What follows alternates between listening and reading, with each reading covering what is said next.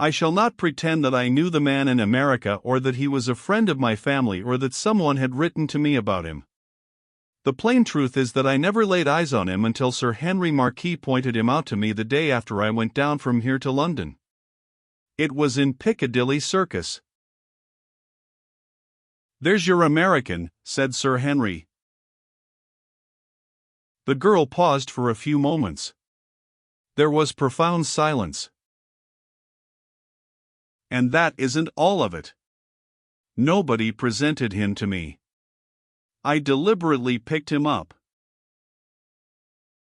3 persons were in the drawing room. An old woman with high cheekbones, a bowed nose and a firm, thin-lipped mouth was the central figure. She sat very straight in her chair, her head up and her hands in her lap. An aged man, in the khaki uniform of a major of yeomanry, stood at a window looking out, his hands behind his back, his chin lifted as though he were endeavoring to see something far away over the English country, something beyond the little groups of Highland cattle and the great oak trees. Beside the old woman, on a dark wood frame, there was a fire screen made of the pennant of a Highland regiment. Beyond her was a table with a glass top. Under this cover, in a sort of drawer lined with purple velvet, there were medals, trophies and decorations visible below the sheet of glass. And on the table, in a heavy metal frame, was the portrait of a young man in the uniform of a captain of Highland infantry. The girl who had been speaking sat in a big armchair by this table. One knew instantly that she was an American. The liberty of manner, the independence of expression, could not be mistaken in a country of established forms. She had abundant brown hair skillfully arranged under a smart French hat. Her eyes were blue, not the blue of any painted color, it was the blue of remote spaces in the tropic sky. The old woman spoke without looking at the girl. "Then," she said, "it's all quite as," she hesitated for a word, "extraordinary as we have been led to believe." There was the slow accent of southern blood in the girl's voice as she went on. "Lady Mary," she said, "it's all far more extraordinary than you have been led to believe, than anyone could ever have led you to believe. I deliberately picked the man up.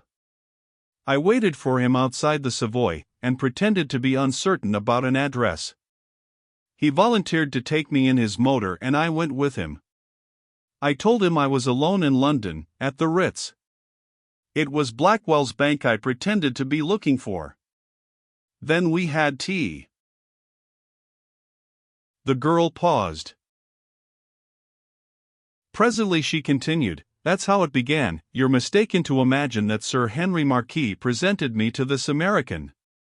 It was the other way about, I presented Sir Henry. I had the run of the Ritz," she went on. "We all do if we scatter money. Sir Henry came in to tea the next afternoon. That's how he met Mr. Meadows. And that's the only place he ever did meet him. Mr. Meadows came every day, and Sir Henry formed the habit of dropping in.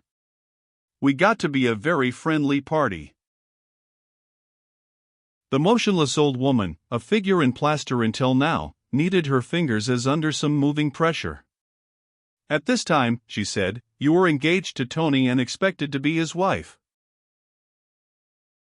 The girl's voice did not change. It was slow and even. "Yes," she said. "Tony, of course, knew nothing about this?" "He knows nothing whatever about it unless you have written him." Again the old woman moved slightly. "I have waited," she said, "for the benefit of your explanation. It seems as bad as I feared." "Lady Mary," said the girl in her slow voice, "it's worse than you feared. I don't undertake to smooth it over. Everything that you have heard is quite true. I did go out with the man in his motor, in the evening. Sometimes it was quite dark before we returned. Mr. Meadows preferred to drive at night because he was not accustomed to the English rule of taking the left on the road, when one always takes the right in America. He was afraid he couldn't remember the rule, so it was safer at night and there was less traffic. I shall not try to make the thing appear better than it was. We sometimes took long runs. Mr. Meadows liked the high roads along the east coast, where one got a view of the sea and the cold salt air. We ran prodigious distances. He had the finest motor in England, the very latest American model. I didn't think so much about night coming on, the lights on the car were so wonderful. Mr. Meadows was an amazing driver. We made express train time. The roads were usually clear at night and the motor was a perfect wonder. The only trouble we ever had was with the lights. Sometimes one of them would go out. I think it was bad wiring. But there was always the sweep of the sea under the stars to look at while Mr. Meadows got the thing adjusted. This long, detailed, shameless speech affected the aged soldier at the window. It seemed to him immodest bravado. And he suffered in his heart, as a man old and full of memories can suffer for the damaged honor of a son he loves. Continuing, the girl said, "Of course it isn't true that we spent the nights touring the east coast of England in a racer. It was dark sometimes when we got in, occasionally after trouble with the lights, quite dark. We did go thundering distances." With this person, alone? The old woman spoke slowly, like one delicately probing at a wound. Yes, the girl admitted. You see, the car was a roadster, only two could go, and, besides, there was no one else. Mr. Meadows said he was alone in London, and of course I was alone. When Sir Henry asked me to go down from here, I went straight off to the Ritz. The old woman made a slight, shivering gesture.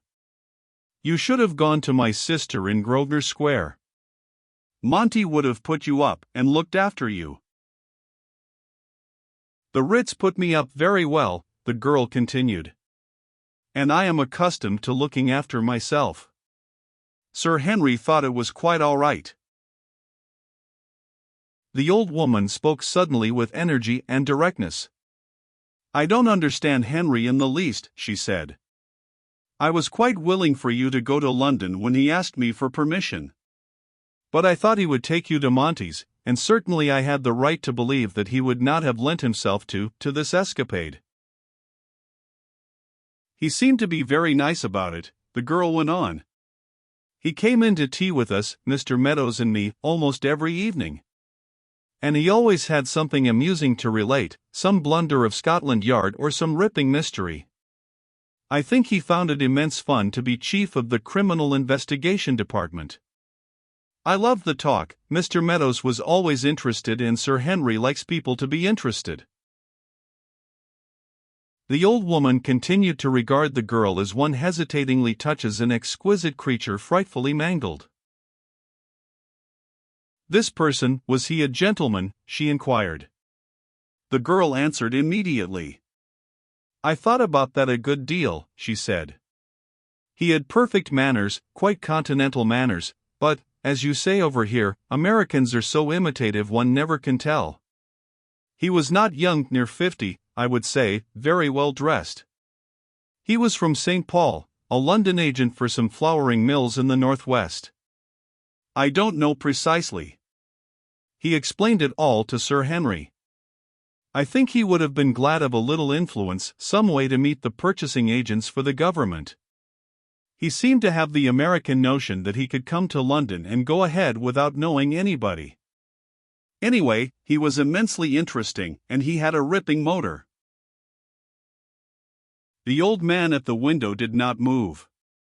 He remained looking out over the English country with his big, veined hands clasped behind his back. He had left this interview to Lady Mary, as he had left most of the crucial affairs of life to her dominant nature. But the thing touched him far deeper than it touched the aged dowager. He had a man's faith in the fidelity of a loved woman. He knew how his son, somewhere in France, trusted this girl, believed in her, as long ago in a like youth he had believed in another. He knew also how the charm of the girl was in the young soldier's blood, and how potent were these inscrutable mysteries. Every man who loved a woman wished to believe that she came to him out of the garden of a convent, out of a roc's egg, like the princess in the Arabian story. All these things he had experienced in himself, in a shattered romance, in a disillusioned youth, when he was young like the lad somewhere in France. Lady Mary would see only broken conventions, but he saw immortal things, infinitely beyond conventions, awfully broken. He did not move. He remained like a painted picture. The girl went on in her soft, slow voice. "You would have disliked Mr. Meadows, Lady Mary," she said. "You would dislike any American who came without letters and could not be precisely placed." The girl's voice grew suddenly firmer. "I don't mean to make it appear better," she said. "The worst would be nearer the truth. He was just an unknown American bagman, with a motor car and a lot of time on his hands, and I picked him up. But Sir Henry Marquis took a fancy to him." "I cannot understand Henry," the old woman repeated. "It's extraordinary." "It doesn't seem extraordinary to me," said the girl. "Mr. Meadows was immensely clever, and Sir Henry was like a man with a new toy. The Home Secretary had just put him in as chief of the Criminal Investigation Department. He was full of a lot of new ideas, dactyloscopic bureaus, photography-metrique, and scientific methods of crime detection. He talked about it all the time.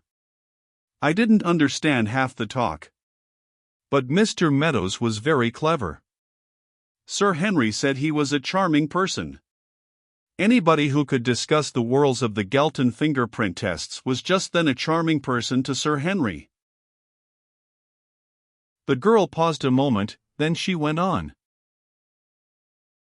"I suppose things had gone so for about a fortnight when your sister, Lady Monteith, wrote that she had seen Sir Henry with us, Mr. Meadows and me, in the motor. I have to shatter a pleasant fancy about that chaperonage. That was the only time Sir Henry was ever with us. It came about like this: it was Thursday morning about 9 o'clock, I think, when Sir Henry popped in at the Ritz. He was full of some amazing mystery that had turned up at Benton Court, a country house belonging to the Duke of Dorset, up the Thames beyond Richmond. He wanted to go there at once. He was fuming because an under-secretary had his motor, and he couldn't catch up with him. I told him he could have our motor. He laughed. And I telephoned Mr. Meadows to come over and take him up. Sir Henry asked me to go along. So that's how Lady Monteith happened to see the three of us crowded into the seat of the big roadster." The girl went on in her deliberate, even voice. "Sir Henry was boiling full of the mystery. He got us all excited by the time we arrived at Benton Court. I think Mr. Meadows was as keen about the thing as Sir Henry. They were both immensely worked up. It was an amazing thing. You see, Benton Court is a little house of the Georgian period. It has been closed up for ages, and now, all at once, the most mysterious things began to happen in it. A local inspector, a very reliable man named Milson, passing that way on his bicycle, saw a man lying on the doorstep. He also saw someone running away. It was early in the morning, just before daybreak. Milson saw only the man's back, but he could distinguish the color of his clothes. He was wearing a blue coat and reddish-brown trousers.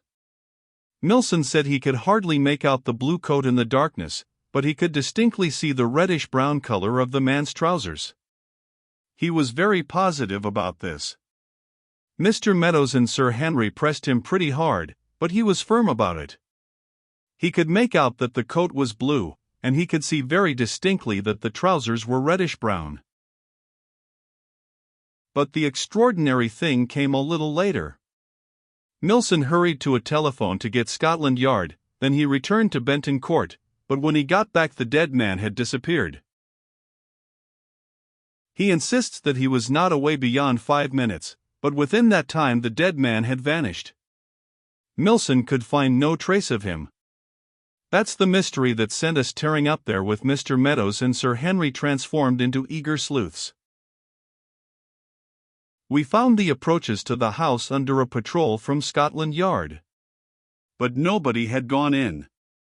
The inspector was waiting for Sir Henry. The old man stood like an image, and the aged woman sat in her chair like a figure in basalt. But the girl ran on with a sort of eager unconcern. Sir Henry and Mr. Meadows took the whole thing in charge. The door had been broken open. They examined the marks about the fractures very carefully, then they went inside. There were some naked footprints. They were small, as of a little, cramped foot, and they seemed to be tracked in blood on the hard oak floor. There was a wax candle partly burned on the table. And that's all there was. There were some tracks in the dust of the floor, but they were not very clearly outlined, and Sir Henry thought nothing could be made of them. It was awfully exciting. I went about behind the two men. Sir Henry talked all the time. Mr. Meadows was quite as much interested, but he didn't say anything. He seemed to say less as the thing went on. They went over everything, the ground outside and every inch of the house. Then they put everybody out and sat down by a table in the room where the footprints were. Sir Henry had been awfully careful. He had a big lens with which to examine the marks of the bloody footprints. He was like a man on the trail of a buried treasure. He shouted over everything, thrust his glass into Mr. Meadows' hand and bade him verify what he had seen. His ardor was infectious. I caught it myself. Mr. Meadows, in his quiet manner, was just as much concerned in unraveling the thing as Sir Henry. I never had so wild a time in all my life. Finally, when Sir Henry put everybody else out and closed the door, and the three of us sat down at the table to try to untangle the thing, I very nearly screamed with excitement. Mr. Meadows sat with his arms folded, not saying a word, but Sir Henry went ahead with his explanation. The girl looked like a vivid portrait, the soft colors of her gown and all the cool, vivid extravagancies of youth distinguished in her. Her words indicated fervor and excited energy, but they were not evidenced in her face or manner.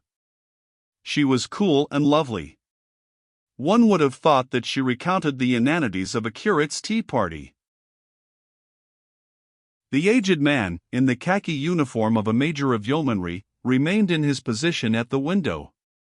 The old woman sat with her implacable face, unchanging like a thing insensible and inorganic. This unsympathetic aspect about the girl did not seem to disturb her. She went on. The thing was thrilling. It was better than any theater, the three of us at the old mahogany table in the room, and the Scotland Yard patrol outside. Sir Henry was bubbling over with his theory. I read this riddle like a printed page, he said. It will be the work of a little band of expert cracksmen that the continent has kindly sent us. We have had some samples of their work in Brompton Road. They are professional crooks of a high order, very clever at breaking in a door, and, like all the criminal groups that we get without an invitation from over the channel, these crooks have absolutely no regard for human life. That's the way Sir Henry led off with his explanation. Of course he had all that Scotland Yard knew about criminal groups to start him right. It was a good deal to have the identity of the criminal agents selected out, but I didn't see how he was going to manage to explain the mystery from the evidence. I was wild to hear him. Mr. Meadows was quite as interested, I thought, although he didn't say a word. Sir Henry nodded, as though he took the American's confirmation as a thing that followed. We are at the scene, he said, of one of the most treacherous acts of all criminal drama. I mean the doing in, as our criminals call it, of the unprofessional accomplice. It's a regulation piece of business with the hard and fast criminal organizations of the continent, like the Nervi of Marseilles, or the Lecca of Paris. They take in a house servant, a shopkeeper's watchman, or a bank guard to help them in some big haul. Then they lure him into some abandoned house, under a pretense of dividing up the booty, and they're put him out of the way. That's what's happened here. It's a common plan with these criminal groups, and clever of them. The picked-up accomplice would be sure to let the thing out. For safety, the professionals must do him in at once, straight away after the big job, as a part of what the barrister chaps called a residential jesty. Sir Henry went on nodding at us and drumming the palm of his hand on the edge of the table. This thing happens all the time, he said, all about where professional criminals are at work. It accounts for a lot of mysteries that the police cannot make head or tail of, like this one, for example. Without our knowledge of this sinister custom, one could not begin or end with an affair like this. But it's simple when one has the cue, it's immensely simple. We know exactly what happened and the sort of crooks that were about the business. The barefoot prints show the continental group. That's the trick of Southern Europe, to go in barefoot behind a man to kill him. Sir Henry jarred the whole table with his big hand. The surface of the table was covered with powdered chalk that the baronet had dusted over it in the hope of developing criminal fingerprints. Now under the drumming of his palm the particles of white dust whirled like microscopic elfin dancers. The thing's clear as daylight, he went on. One of the professional group brought the accomplice down here to divide the booty. He broke the door in. They sat down here at this table with the lighted candle as you see it. And while the stuff was being sorted out, another of the band slipped in behind the man and killed him. They started to carry the body out. Milson chanced by. They got in a funk and rushed the thing. Of course they had a motor down the road, and equally of course it was no trick to whisk the body out of the neighborhood. Sir Henry got half up on his feet with his energy in the solution of the thing. He thrust his spread-out fingers down on the table like a man, by that gesture, pressing in an inevitable, conclusive summing up. The girl paused. It was splendid, I thought. I applauded like an entranced pit. But Mr. Meadows didn't say a word. He took up the big glass we had used about the inspection of the place, and passed it over the prints Sir Henry was unconsciously making in the dust on the polished surface of the table. Then he put the glass down and looked the excited baronet calmly in the face. "There," cried Sir Henry, "the thing's no mystery." For the first time Mr. Meadows opened his mouth. "It's the profoundest mystery I ever heard of," he said. Sir Henry was astonished. He sat down and looked across the table at the man. He wasn't able to speak for a moment, then he got it out. "Why exactly do you say that?" Mr. Meadows put his elbows on the table. He twiddled the big reading glass in his fingers. His face got firm and decided. "To begin with," he said, "the door to this house was never broken by a professional cracksman. It's the work of a bungling amateur. A professional never undertakes to break a door at the lock. Naturally, that's the firmest place about a door. The implement he intends to use as a lever on the door he puts in at the top or bottom. By that means he has half of the door as a lever against the resistance of the lock. Besides, a professional of any criminal group is a skilled workman. He doesn't waste effort. He doesn't fracture a door around the lock. This door's all mangled, splintered, and broken around the lock." He stopped and looked about the room, and out through the window at the Scotland Yard patrol. The features of his face were contracted with the problem. One could imagine one saw the man's mind laboring at the mystery. "And that's not all," he said. "Your man Milson is not telling the truth. He didn't see a dead body lying on the steps of this house, and he didn't see a man running away." Sir Henry broke in at that. "Impossible," he said, Milson's a first-class inspector, absolutely reliable. Why do you say that he didn't see the dead man on the steps or the assassin running away?" Mr. Meadows answered in the same even voice. "Because there was never any dead man here," he said, "for anybody to see. And because Milson's description of the man he saw is scientifically an impossible feat of vision." "Impossible?" cried Sir Henry. "Quite impossible," Mr. Meadows insisted. "Milson tells us that the man he saw running away in the night wore a blue coat and reddish-brown trousers. He says he was barely able to distinguish the blue coat, but that he could see the reddish-brown trousers very clearly. Now, as a matter of fact, it has been very accurately determined that red is the hardest color to distinguish at night, and blue the very easiest. A blue coat would be clearly visible long after reddish-brown trousers had become indistinguishable in the darkness." Sir Henry's under jaw sagged a little. "Why, yes," he said, "that's true, that's precisely true. Gross, at the University of Graz, determined that by experiment in 1912. I never thought about it."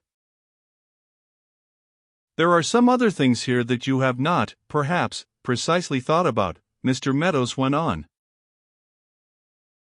"For example, the things that happened in this room did not happen in the night. They happened in the day." He pointed to the half-burned wax candle on the table. "There's a headless joiner's nail driven into the table," he said, "and this candle is set down over the nail. That means that the person who placed it there wished it to remain there firmly. He didn't put it down there for the brief requirements of a passing tragedy, he put it there to remain, that's one thing. Another thing is that this candle thus firmly fastened on the table was never alight there. If it had ever been burning in its position on the table, some of the drops of melted wax would have fallen about it. You will observe that, while the candle is firmly fixed, it does not set straight, it is inclined at least 10 degrees out of perpendicular. In that position it couldn't have burned for a moment without dripping melted wax on the table. And there's none on the table, there has never been any on it. Your glass shows not the slightest evidence of a wax stain." He added, "Therefore the candle is a blind, false evidence to give us the impression of a night affair." Sir Henry's jaw sagged, now his mouth gaped. "True," he said. "True, true." He seemed to get some relief to his damaged deductions out of the repeated word. The irony in Mr. Meadows' voice increased a little. "Nor is that all," he said. "The smear on the floor, and the stains in which the naked foot tracked, are not human blood. They're not any sort of blood. It was clearly evident when you had your lens over them. They show no coagulated fiber. They show only the evidences of dye, weak dye, watered red ink, I'd say." I thought Sir Henry was going to crumple up in his chair. He seemed to get loose and baggy in some extraordinary fashion, and his gaping jaw worked. "But the footprints," he said, "the naked footprints?"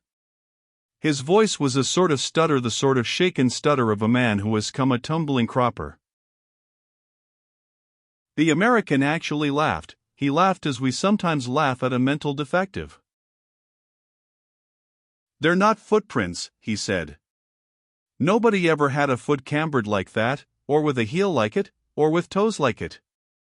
Somebody made those prints with his hand, the edge of his palm for the heel and the balls of his fingers for the toes.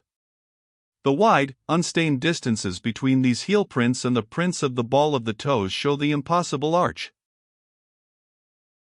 Sir Henry was like a man gone to pieces. "But who made them?" he faltered. The American leaned forward and put the big glass over the prints that Sir Henry had made with his fingers in the white dust on the mahogany table. "I think you know the answer to your question," he said. "The whorls of these prints are identical with those of the toe tracks."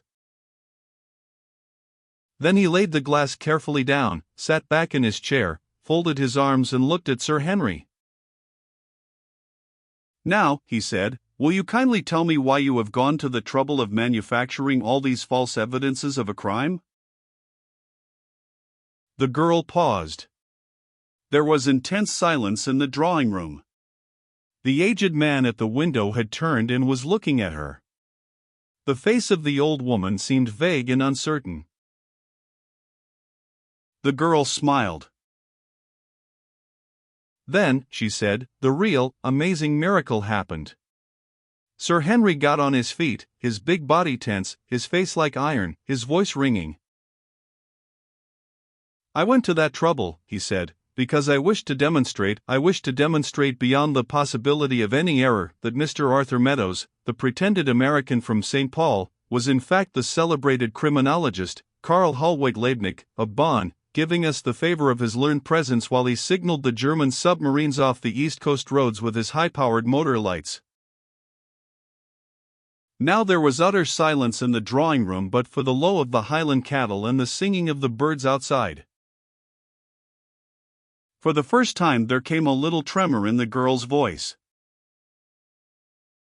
When Sir Henry doubted this American and asked me to go down and make sure before he set a trap for him, I thought, if Tony could risk his life for England, I could do that much.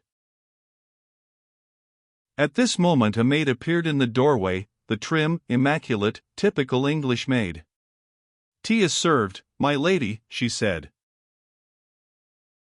The tall, fine old man crossed the room and offered his arm to the girl with the exquisite, gracious manner with which once upon a time he had offered it to a girlish queen at Windsor.